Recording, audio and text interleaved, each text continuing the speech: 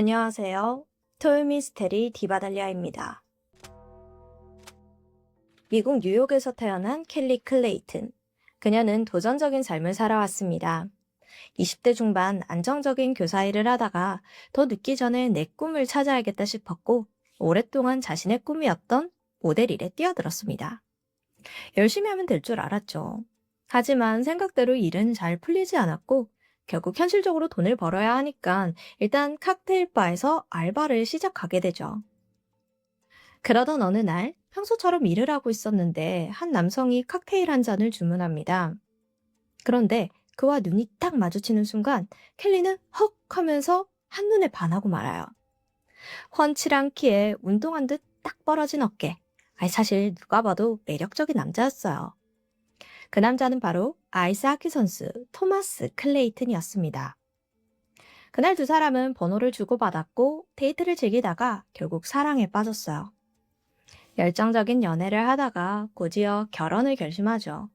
모든 건 순조로웠습니다. 두 사람 사이에 사랑스러운 두 아이, 첫째 딸 찰리, 둘째 아들 쿨렌이 생겼고 행복한 가정을 꾸려갑니다.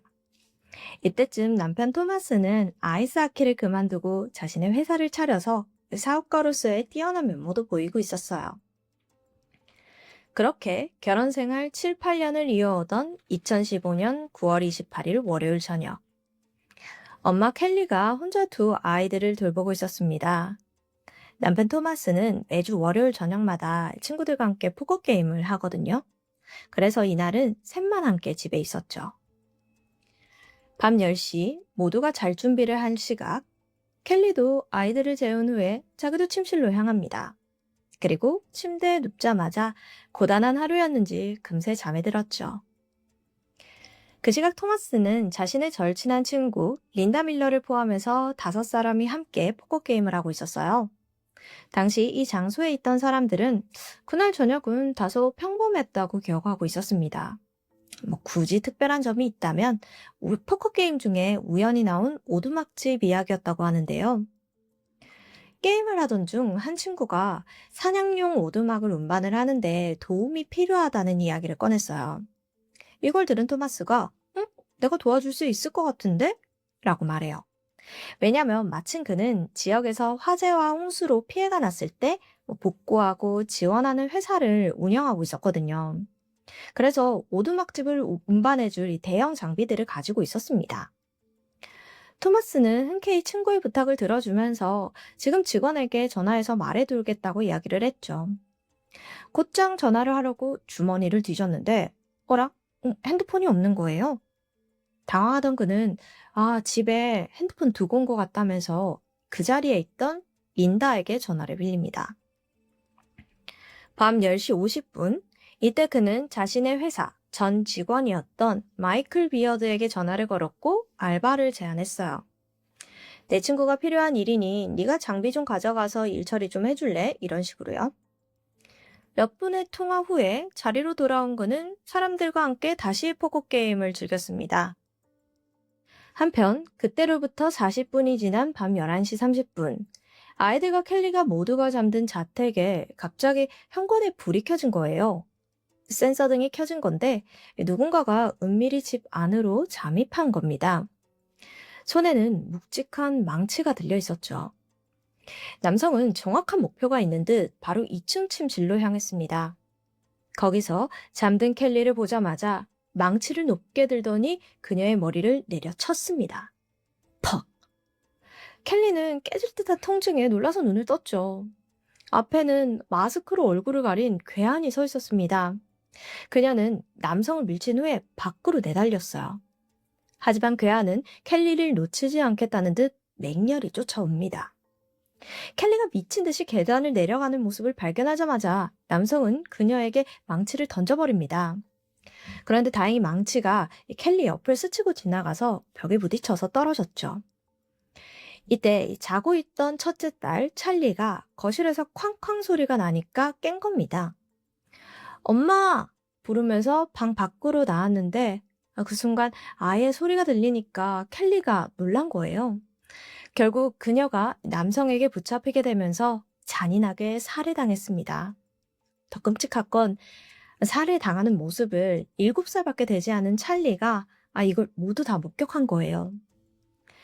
남성은 일단 켈리만 목표였는지 그녀를 살해한 후에 곧장 찰리를 지나쳐서 집 밖을 빠져나갔죠. 이 남성이 떠난 후 아이는 피투성이가 된 엄마의 곁에서 울고 있었습니다. 밤 12시 30분, 포커 게임을 끝나고 토마스가 집에 도착했습니다. 아내가 살해당하고 약 1시간이 흐른 시점이었죠. 문을 열자마자 딸이 울고 있는 소리에 곧장 아이를 찾기 시작합니다. 소리를 따라 부엌으로 향한 그는 피 웅덩이 속 싸늘한 시신이 되어 있는 아내 켈리를 발견했어요. 딸 찰리는 아버지에게 강도가 들었다고 울면서 이야기를 했죠.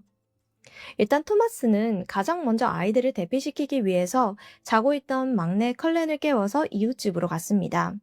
그리고는 다시 집에 돌아와서 911에 신고 전화를 걸었어요. 제 아내가 죽었어요. 도와주세요. 끔찍한 상황에 토마스는 좀처럼 진정하지 못했는 듯 했죠. 잠시 후 경찰이 현장에 도착했고 시신을 확인한 그들은 켈리가 둔기에 폭행당해서 사망한 것을 확인했습니다. 토마스는 경찰에 집에 강도가 든 것 같다면서 이야기를 전했는데요. 그런데 현장을 둘러본 경찰은 그의 이야기에서 이상한 느낌을 받게 됩니다. 강도가 되면 집안이 좀 어수선하잖아요. 그런데 집에는 누군가가 강제로 침입한 흔적도, 귀중품을 훔친 흔적도 없었거든요.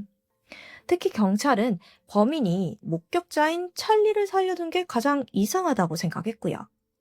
이건 정확히 켈리만을 노린 계획범죄라고 추측했죠. 가장 먼저 주요 용의선상에 남편인 토마스를 올려둔 후에 집수색을 진행했어요. 또한 경찰은 이웃 주민들에게 사건 당일 수상한 남성 본 적이 있냐, 아니면 토마스에게 이상한 점 없었냐, 이렇게 탐문 조사도 함께 진행을 했고요.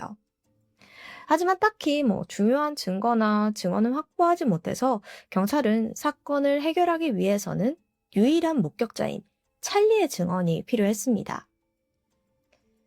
사건이 발생하고 며칠 후 찰리는 경찰들과 마주하게 돼요. 그들은 아이에게 편한 환경을 만들어주기 위해서 인터뷰 전에 가볍게 이야기를 나눕니다. 뭘 좋아하냐면서 관심사를 끌어내기도 하고 조금 친해지려고 해요. 곧이어 찰리의 상태가 진정되는 것을 확인한 경찰은 본격적인 질문을 이어나갔는데요. 사건 당일 혹시 상황이 어땠는지 말해줄 수 있겠냐는 질문에 아이는 힘겹게 대답합니다. 밖에서 쿵 소리가 나서 잠에서 깼어요. 방 밖으로 나갔는데 어떤 남자가 엄마를 망치로 때리고 있었어요. 엄마가 부엌에서 쓰러져 있었는데 저를 보더니 남자의 다리를 붙잡고 저한테 소리쳤어요. 찰리야, 강도야, 빨리 도망쳐! 라고요. 이 사건 당시 켈리는 찰리를 발견하고 딸을 구하기 위해서 필사적으로 남자의 발을 붙잡고 있었던 거예요. 아이가 도망칠 수 있게 시간을 벌려고 한 거죠. 그 다음 질문은 경찰이 남성의 인상착의를 물었습니다. 여기서 찰리는 중요한 이야기를 꺼냈는데요. 짙은 청바지에 긴 소매 셔츠를 입고 있었고 그 남자가 마스크를 착용하고 있었대요. 그래서 경찰은 옷과 마스크를 전에 본 적이 있는지 물어봤죠? 그러더니 조심히 고개를 끄덕입니다. 이윽고 아이가 꺼낸 한마디는 경찰의 의심을 확신으로 바꾸기에 충분했습니다. 그 사람 우리 아빠 닮았어요. 마스크랑 청바지가 비슷했어요. 아이의 입에서 나온 믿기 힘든 진실이었어요. 경찰은 곧장 토마스를 체포하려고 했는데 문제가 하나 있었습니다. 그에게는 완벽한 알리바이가 있었던 거죠. 그날 밤 토마스와 함께 포커 경기를 했던 사람들이 그가 밤 12시까지 게임장에서 떠난 적이 단 한 번도 없었다고 증명해 준 겁니다. 그래서 경찰은 토마스가 아내인 켈리를 살해하기 위해서 살인 청부를 했을 거라고 추정을 해요. 바로 통화 기록과 그의 회사 CCTV를 조사했고 손쉽게 살인 청부업자의 정체를 밝혀낼 수 있었습니다. 그 남성은 바로 토마스의 회사 직원이었던 마이클이었습니다. 어딘가 익숙한 이름 같지 않아요? 맞아요. 토마스가 포커를 치던 중에 린다의 핸드폰을 빌려서 전화를 걸었던 그 직원이었죠. 그는 사건 발생 12일 전에 퇴사를 했는데 퇴사와 동시에 토마스가 마이클에게 알바를 제안했던 거예요. 돈이 부족했던 마이클은 제안에 승낙을 했고 12일 동안 계속해서 서로 연락을 하면서 계획을 세웠던 겁니다. 경찰은 아마 그가 사건이 발생하기 직전 마이클에게 걸었던 전화가 둘 사이의 신호였을 거라고 주장했습니다.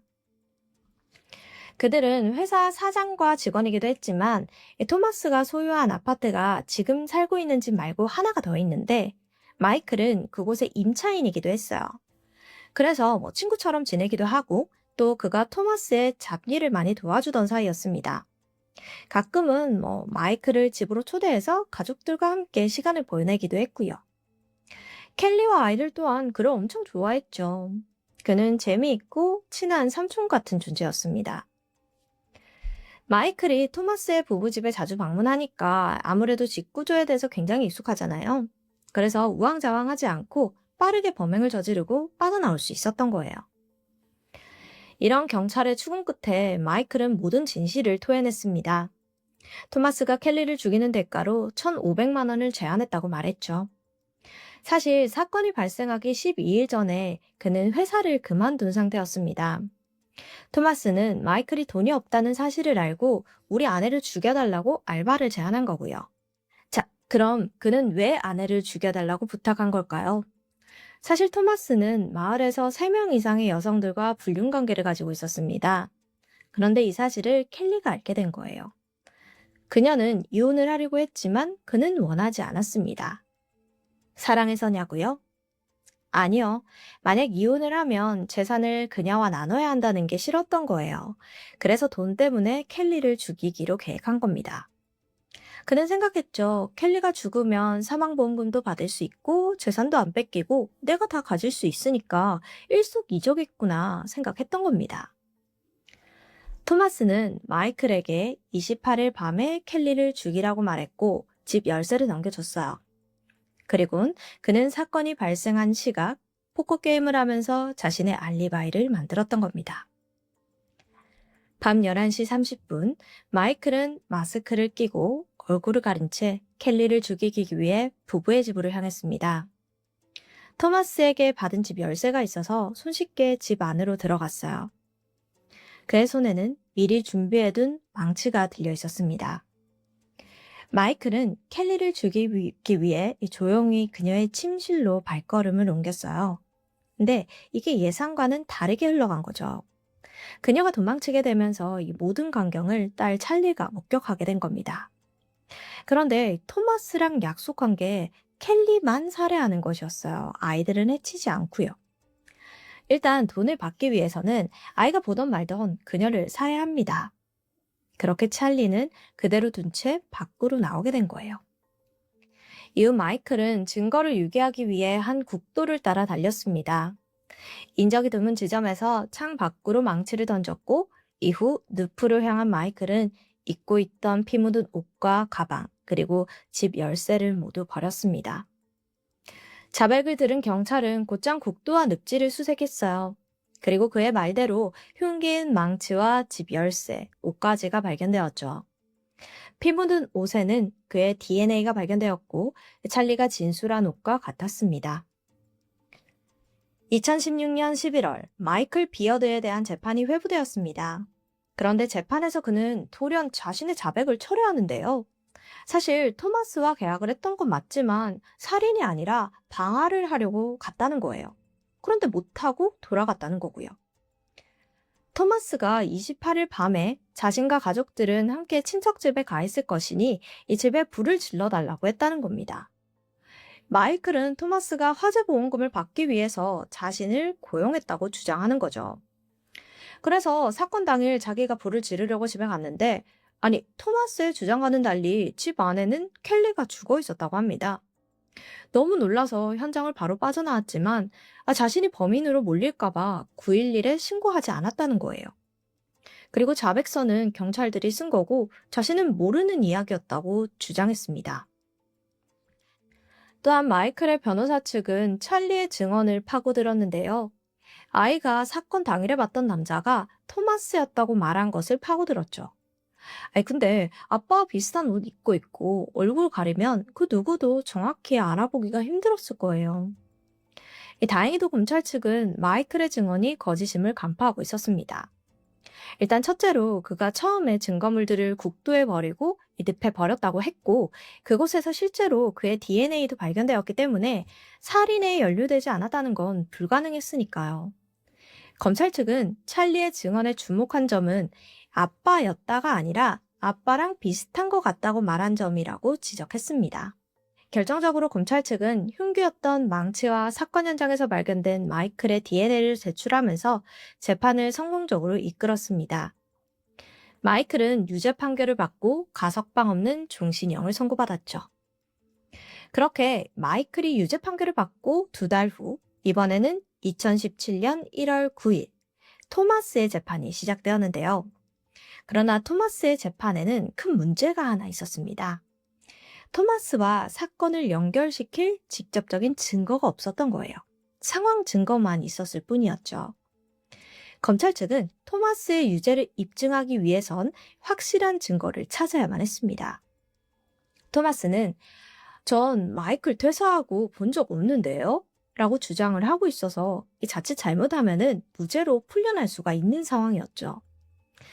검찰은 이 두 사람이 사건 발생 직전 접선했다는 것을 밝혀내야 했어요. 그래서 데이터 분석 회사에 이 사건을 의뢰하기로 합니다. 그 결과 켈리가 사망하기 12일 전부터 두 사람은 지속적으로 만났다는 사실을 증명할 수 있었습니다. 자세히 말하면 이 회사가 통신사 기록, 구글 기록 등 모든 걸 종합해서 움직임을 추적하는 프로그램을 개발했거든요. 이 덕분에 증명을 할 수 있었던 거죠. 또한 토마스 회사 CCTV에서 사건 당일 저녁에 마이클과 토마스가 지하 주차장에서 만난 모습을 증거로 내밀었습니다. 그 영상에서 둘은 한참 이야기를 하더니 마이클은 회사 차량인 젓갈색 자동차를 타고 나갔고 토마스는 자신의 차를 타고 나간 게 찍혔어요.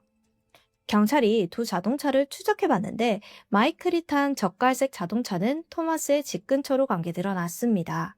거기서 기다리고 있다가 지시가 떨어졌을 때 범죄를 저지른 거죠. 하지만 토마스는 끝까지 자신의 무죄를 주장해요. 재판부는 그에게 1급 살인죄에 대한 유죄를 판결했습니다. 마지막으로 범인이 한 명 더 있는데 마크라는 인물이에요. 이 사람은 마이클의 동네 친구였는데요. 그는 사건 당시 망을 봐준 죄로 검찰에 기소되었습니다.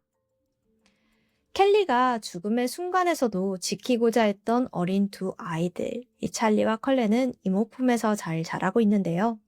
사건 당시 7살, 3살이었던 어린 아이들은 다행히 현재는 잘 지내고 있다고 전해지고 있습니다.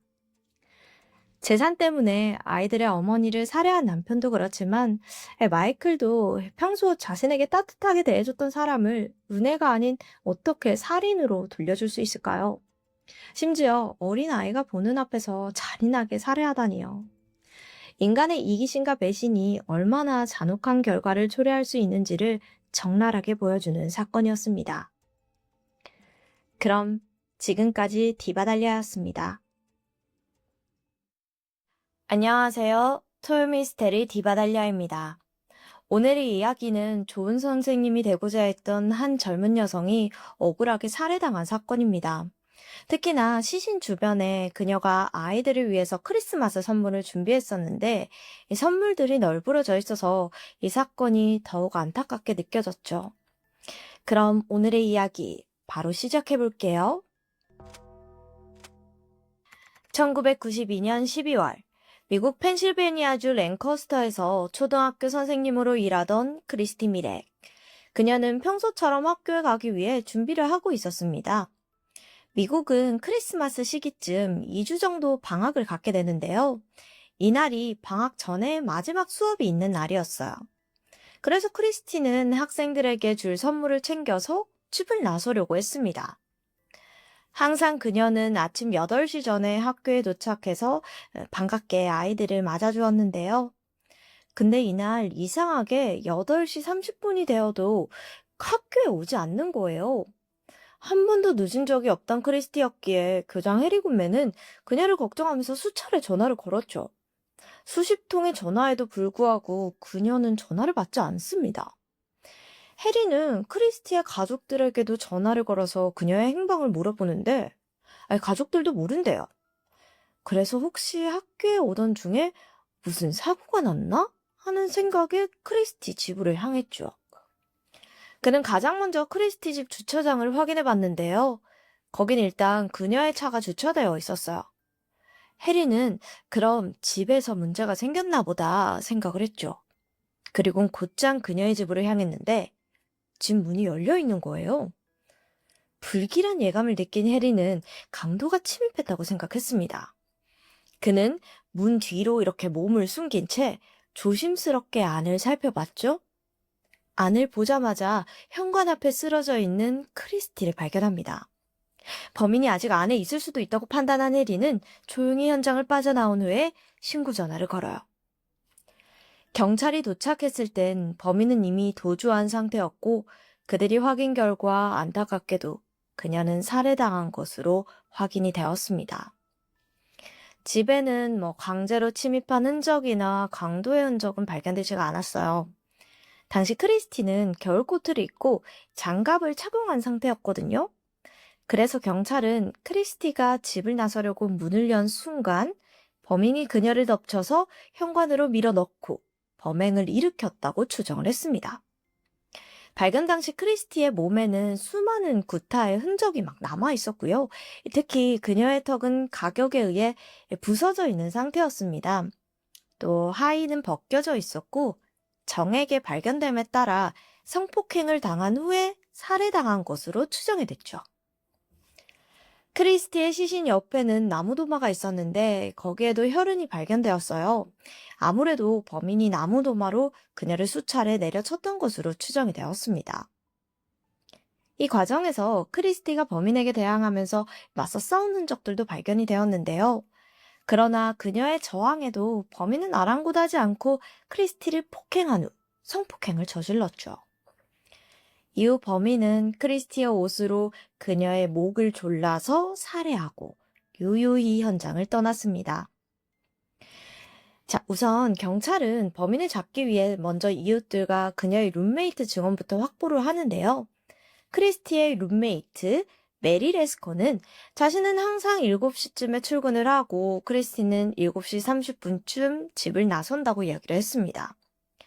사건이 일어난 이날 아침도 다른 때와 마찬가지로 같이 출근 준비를 하고 먼저 집을 나섰다고 증언했죠.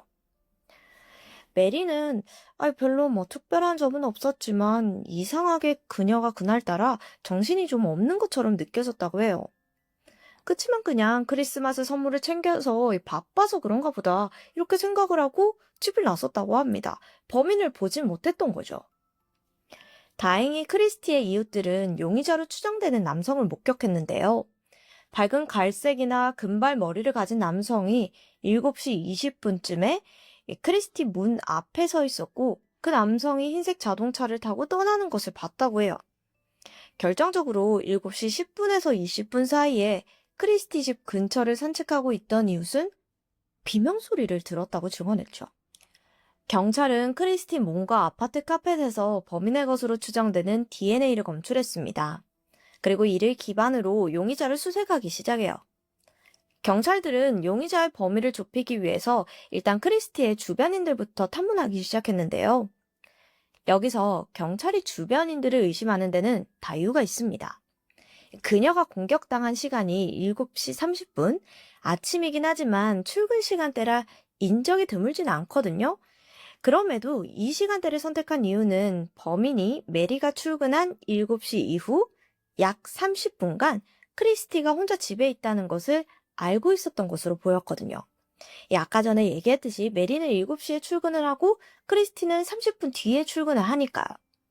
즉, 범인이 크리스티의 평소 패턴을 자세히 알고 있는 주변인이거나 그녀를 스토킹한 사람이라는 의미인 거죠. 경찰이 가장 먼저 의심한 건 크리스티의 남자친구들이었어요. 그녀가 사생활을 샅샅이 뒤져보니까 크리스티가 한 남성과 만나고 있다는 것을 알아냈습니다. 그녀가 남자친구를 담검이라고 불렀거든요. 근데 이게 별명이에요. 그래서 그의 정체를 아는 사람은 없었습니다. 하지만 경찰의 말을 들은 메리는 어렴풋이 이 남자에 대해서 크리스티에게 들은 것 같다고 해요. 크리스티보다 20살 많은 남성이고 지역 트럭 운전사의 회장이라고 들은 것 같다고요. 또 결혼을 빨리 하고 싶어 했던 크리스티와는 달리 결혼에 큰 생각이 없던 남자친구로 인해서 두 사람이 자주 다퉜고 사건이 발생하기 며칠 전 크리스티가 결국 헤어지자고 했다고 합니다. 남성의 정체를 둘러싼 여러 의혹들이 커져만 가던 그때 생각 외로 단검의 정체가 손쉽게 밝혀졌는데요. 크리스티가 살해당한 바로 다음 날 한 남성이 학교에 찾아온 거죠. 이를 수상하게 여긴 학교 관계자가 남성을 신고하면서 경찰이 확인해 봤는데 이 남성이 바로 크리스티의 남자친구 단검이었습니다. 그는 크리스티가 사망한 사실을 전혀 몰랐다고 이야기하면서 사실이 자신이 유부남이라고 밝히게 되는데요. 덧붙여서 크리스티가 살해당한 그날은 나는 아내와 함께 버지니아에 있었다고 이야기를 하는 거죠. 자신은 열박하다면서 DNA 검사도 받았는데 현장에서 발견된 DNA와 일치하지 않아요. 그러니까 살인사건과는 전혀 관련이 없다는 거죠. 이후 경찰은 최초 목격자인 해리를 의심했는데요. 단순히 학교 선생님이 출근을 하지 않는다는 이유로 크리스티의 집까지 방문한 해리의 행동이 너무 과하다고 본 거예요. 하지만 해리 또한 DNA가 일치하지 않아 용의선상에서 제외됩니다. 사건이 발생하고 3년간 경찰들은 범인을 찾기 위해 1,500명에 넘는 사람들을 인터뷰하고 60명의 남성들에게 DNA 검사를 실시했지만 여전히 범인의 정체는 드러나지 않았고 결국 이 사건은 미제 사건이 되죠. 그러나 이 사건을 놓지 못하는 사람이 있습니다. 바로 크리스티의 가족들이에요. 그들은 누가 그들의 딸과 여동생을 그토록 잔인하게 데려갔는지 왜 그랬는지 알지 못한 채 끊임없이 고통 속에서 헤매게 됩니다. 크리스티의 가족들은 크리스티 사건이 재조사되기 위해서는 이 사람들의 기억이 가장 중요하다고 생각을 했어요. 그쵸. 사실 대중의 관심이 멀어지면 재조사의 기회 또한 잘 없을 거고 목격자도 찾기가 쉽지 않을 테니까요. 그래서 2007년 크리스티의 오빠 빈스 미렉은 국도에 광고판을 걸고 사람들에게 이 사건 잊지 말아달라고 호소했고요. 또 2009년에는 페이스북 페이지까지 개설해서 크리스티를 기리는 한편 살인사건과 관련된 목격담을 계속해서 수집해요. 2016년 가족들의 끊임없는 노력에 경찰은 크리스티 사건을 재조사하기로 결정합니다. 경찰들은 발전된 DNA 기술을 이용해서 범인이 라틴계와 유럽 혼혈임을 알게 되었습니다. 2017년에는 유전자 정보를 바탕으로 범인의 몽타주를 만들어서 배포하기도 했는데 1년간 사실 이렇다 할 제보는 없었어요. 그래서 답답해진 경찰들은 DNA 기술도 발전했겠다 하니까 이 방법이 떠올랐어요. 바로 GED 매치의 공조를 요청하는 거예요. 이 GED 매치란 한국에는 잘 알려지지 않은 기관인데요. 최근 10년간 자신의 뿌리를 찾고 싶어하는 미국인들이 많아지면서 대중들이 자발적으로 DNA를 검사하고 가계도를 추적하는 것이 유행처럼 번졌었어요.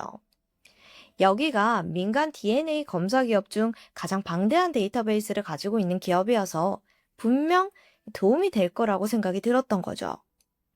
오랜 미제 사건들도 이 GED 매치의 도움으로 범인을 잡을 수 있었거든요. 참고로 그 유명한 사건 있죠. 장기 미제 사건이었던 골든 스테이트 킬러 사건도 바로 이 방법으로 해결을 했습니다. 역시나 GED 매치 공조 수사는 크리스티 사건에도 큰 영향을 주게 됩니다. 바로 범인의 이복 여동생으로 추정되는 사람을 찾아낸 거예요. 경찰들은 이 여성을 중심으로 펜실베니아주에 살았거나 살고 있는 친척들을 조사를 했죠. 이내 경찰은 유력한 용의자 한 명을 특정하게 됩니다. 남성의 정체는 49세의 레이먼드 로우. 레이먼드는 크리스티가 살해당할 당시 크리스티가 살았던 아파트로부터 불과 6km 떨어진 곳에 살고 있었고 인근 클럽에서 인기 DJ로 활약을 하고 있었어요. DJ 프리즈라고도 불리는 이 남성은 80년대 후반부터 랭커스터뿐만 아니라 펜실베니아를 주름잡는 인기 DJ였습니다. 아침엔 사무실에서 일을 했고요. 아무튼 크리스티 지갑에서 이 클럽 티켓이 있었거든요. 이 클럽이 그가 활동하던 클럽이어요. 거길 그녀가 자주 드나들었던 거죠. 심지어 크리스티가 사망한 전날 20일 밤에도 친구들과 함께 이 클럽에 방문했더라고요. 정황상 레이먼드가 범인임을 유력한 상황에서 경찰은 보다 더 정확한 물증을 잡기 위해서 레이먼드의 DNA가 필요했습니다. 그러나 레이먼드는 나는 크리스티 사건과 무관하다, 상관없다 라고 주장을 하면서 DNA 검사를 거부해요. 여기서 멈출 수 없었던 경찰들은 레이먼드가 일하는 회사에서 잠복을 하면서 때를 기다렸죠. 이를 알 리 없던 레이먼드는 평소처럼 일을 하며 물을 마시고 껌을 씹었는데 그가 쓰레기통에 물병을 버리고 껌을 내뱉는 그 순간 경찰들이 나타나서 이걸 회수해가요. 경찰의 기지로 얻어낸 레이먼드의 DNA는 크리스티 몸에서 발견된 DNA와 완벽하게 일치했습니다. 이건 25년 만에 이루어낸 쾌거였죠. 2017년 6월 레이먼드는 크리스티 살인사건의 범인으로 체포되게 됩니다. 사건 당시 레이먼드와 크리스티의 집이 가까웠음에도 레이먼드는 수사선상에서 오르지 않았는데요. 왜냐하면 사실 두 사람 사이에 아무런 연관성도 없었기 때문이에요. 그러나 클럽이라는 공통점이 떠오르면서 상황이 바뀌게 됩니다. 경찰들은 레이먼드가 크리스티를 클럽에서 만났으며 종종 그녀를 집에 데려다 줬을 거라고 추정을 했어요. 그리고 조사 결과 1992년 당시 레이먼드는 코카인에 중독된 상태였다고 합니다. 크리스티가 7시 이후 혼자였던 것을 알고 있던 레이먼드는 이 시간을 노려서 그녀를 성폭행한 후 살해했죠. 이후 레이먼드는 아무 일도 없었던 것처럼 약혼자 모니카 월렌의 집에 가 잠을 자고 시간을 보내며 크리스마스를 맞이했고요. 아무 사실도 몰랐던 모니카는 레이먼드와 결혼까지 하게 됩니다. 이 모든 사실이 드러난 후 모니카는 레이먼드가 살인한 그날 자신과 밤을 보냈다는 충격에 한동안 아무 말도 할 수 없었다고 합니다. 2019년 1월 레이먼드는 크리스티 사건에 대한 유죄를 인정하면서 가석방 없는 종신형을 선고받았습니다. 재판 과정에서 빈스는 레이먼드에게 크리스티 왜 살해했냐 이렇게 물었지만 레이먼드는 미안하다는 말만 남긴 채 그날 무슨 일이 있었는지, 왜 크리스티를 살해했는지는 설명하지 않았어요. 그런데 25년 만에 사건이 해결되나 싶었지만 2년 뒤인 2021년 8월 또다시 레이먼드가 재판대에 오르게 되는데요. 그가 갑자기 무죄를 주장하면서 항소심을 제기한 거였죠. 레이먼드는 크리스티와 자신은 연인 관계였다고 주장하면서 당시 내가 인기 DJ여서 불륜이 들통나면 안 돼서 비밀 사이를 유지했고 사건 당일 아침에도 크리스티의 동의 하에 성관계를 가졌다고 주장합니다. 분명 자신이 집을 나설 때까지만 해도 크리스티는 살아있었고 이후에 살해당했다는 겁니다. DNA는 자신이 성관계를 한 증거지 살해를 한 증거는 아니라는 거죠. 레이먼드는 끝까지 크리스티의 몸에서 나온 DNA에 너무 치중하니까 다른 증거들을 제대로 조사도 하지도 않고 결국 진범을 놓치게 된 거라고 합니다. 또한 그는 사건 당시 목격자들의 증언과 자신의 인상착의가 맞지 않는다고 지적했습니다. 목격자들은 범인이 밝은 갈색 또는 금발이었다고 기억을 했잖아요. 근데 당시 자신은 흑발에 가까운 머리 색깔이었다는 거죠. 레이먼드의 항소심은 현재까지도 진행 중이며 그는 펜실베니아주의 한 교도소에서 복역 중입니다. 크리스티는 어린 시절부터 선생님이 되어 아이들을 가르치는 것을 꿈꿔왔습니다. 헌신적으로 아이들을 위하고 아이들이 큰 꿈을 꾸게 해주기 위해 동기부여를 해주었던 선생님이었죠. 빈슨은 현재까지도 크리스티를 추모하는 페이스북을 운영하면서 그녀를 추억하고 있는데요. 레이먼드는 사건 당시 수사망을 피해가면서 25년이라는 시간 동안 자유를 누리면서 살아왔습니다. 자신은 성관계만 했을 뿐 살인은 하지 않았다고 주장하는 레이먼드. 과연 그의 말은 진실일까요? 지금까지 디바달리아였습니다.